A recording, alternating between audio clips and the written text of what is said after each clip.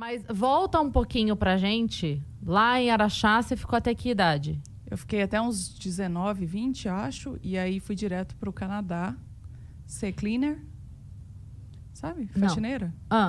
Mas peraí. Você tava até 19 anos, é isso, em Araxá? Isso, 19 anos. E aí, mas 19 já era a época de você estar na faculdade. Você já tava? Tava. Eu não sei exatamente se era 19 anos, porque eu sou muito ruim com data e idade. Mas foi em 2009. Eu nasci em 87. Façam as contas. Acho que é 22. Não sei. Não sou de exatas. Por ali. É. E aí eu fiquei em Araxá direto. Tipo, acho que eu tinha vindo a São Paulo, inclusive, uma vez só. No máximo 2. E aí eu fui pro Canadá. Mas pera, você tava fazendo faculdade do quê? Eu tava fazendo faculdade de psicologia. Tá. Fiz faculdade de psicologia até o quinto período, e aí eu tive um episódio de síndrome do pânico muito pesado, seguido de depressão, né? Na verdade, a depressão desenrolou em síndrome do pânico. Eu afastei da faculdade um tempo. Quando eu consegui alta do tratamento psiquiátrico, eu resolvi ir para o Canadá trabalhar lá. E aí, quando eu voltei a fazer a faculdade, mas no final das contas eu não terminei. É uma história triste. Pro Canadá... Pro Canadá você foi trabalhar, você não foi estudar? Não, foi trabalhar total. Limpar prédio, casa, o que aparecesse. Você foi sozinha? Fui sozinha. Mas na época era o finado Orkut, existia. E eu estava naquela comunidade brasileiros em Toronto, que foi a cidade que eu fui. Então eu já tinha feito umas amizades online, sabe como é que é? Uhum. Você ficou quanto tempo lá? 1 ano e meio. 1 ano e 5 meses. Só trabalhando? Só trabalhando. Aí o que aconteceu? Eu pedi o meu tio para fazer um empréstimo para eu pagar a passagem e o primeiro mês lá existindo.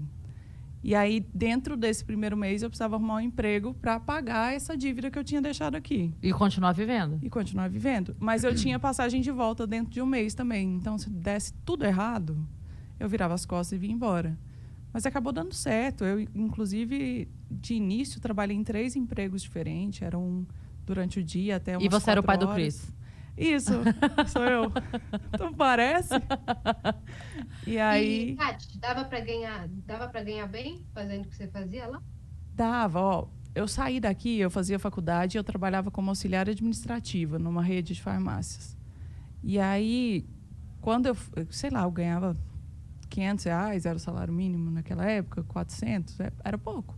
Quando eu fui para lá, eu passei a ganhar $8 canadenses a hora. Então, nesses 3 empregos, pensa, eu entrava às 7, trabalhava até às 4 no primeiro. Aí ia para um outro de escritório, que eu entrava às 6 e saía às 9. E finais de semana eu trabalhava em praça de alimentação de shopping. Mas durou muito pouco isso, porque, gente, ninguém consegue, né? Muito trampo. Uhum. Então, eu devo ter ficado mais ou menos 1 mês nesses 3. Aí eu abri mão da praça de alimentação e troquei o da noite para um tempo menor, de 1h30, 2 horas. E aí foi. E aí você me pergunta, juntou R$1 dessa grana que você ganhou? Porque eu ganhei uma brela de uma grana, se você pensar para quem ganhava 500 conto. Não, a resposta é não. Tudo ficou lá. Você ganhou lá e deixou lá também. Gastei lá. Aí gastou tudo. Comprei computador, notebook, que eu não tinha aqui, né? Trouxe computador, trouxe máquina. Você investiu também, né? Investi, em tecnologia. Como é que é o Canadá? Como é que é viver no Canadá? Melhor cenário possível. Sabe que às vezes eu sinto saudade, assim? E falo, nossa, puta, tudo que eu queria agora era só estar trampando no Canadá lá do jeito que eu trampava antes. Porque você tem um trabalho, você sabe quanto você vai ganhar no final da semana, porque lá a gente eu recebia semanal, pelo menos. E você chega em casa e acabou. Você não tem preocupação, você não tem nada. Uhum. Era o tipo de trabalho também, obviamente, né? Claro.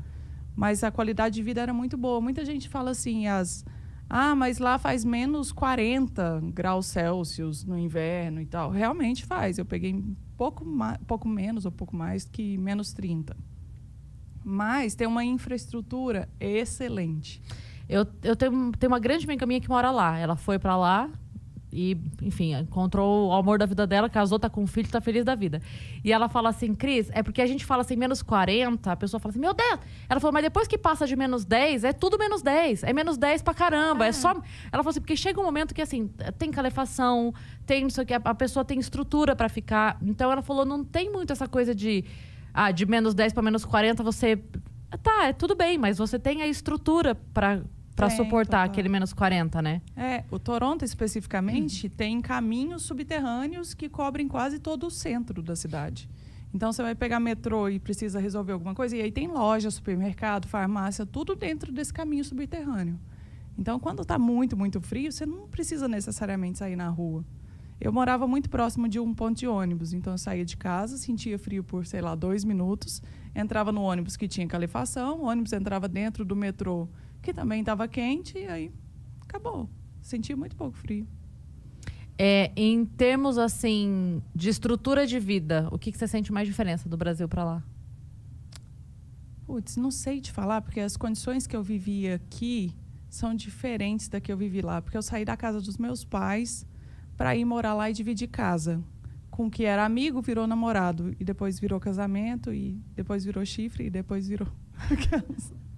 que já vai acelerando a conversa. E aí... O quê? Quê? E aí, quando eu cheguei lá, eu dividi a casa. Primeiro com os amigos, depois só com ele. E num porão, né? Então, isso eu acho que é o equivalente ao barraco dos fundos aqui no Brasil, que muita gente mora nos fundos da casa de alguém. Lá a gente morava num porão muito bem estabelecido, assim, com sala, quarto. A sala era uma cozinha, né? Aquele negócio americanizado que é tudo junto ao mesmo tempo. Lavanderia, banheiro, era bem tranquilo. Mas eu acho que a segurança nas ruas é a maior diferença que eu senti, assim. Era muito tranquilo de andar a qualquer hora, em qualquer lugar. Sendo imigrante, especialmente. Tipo, o pessoal estava super de boa.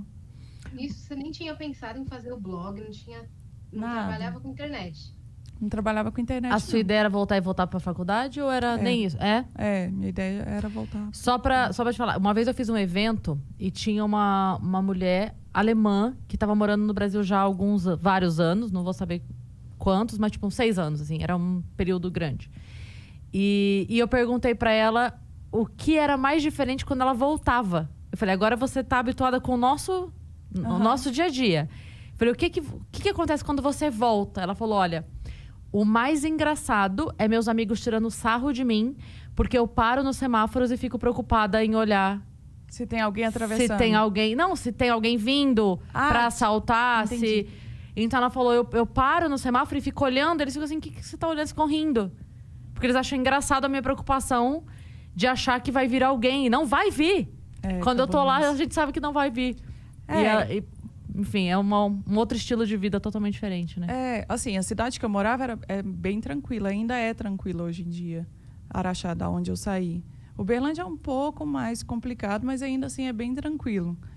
Mas ainda assim, você sente a diferença, né? Porque as notícias são diferentes, por exemplo, que você tem contato no jornal e tal.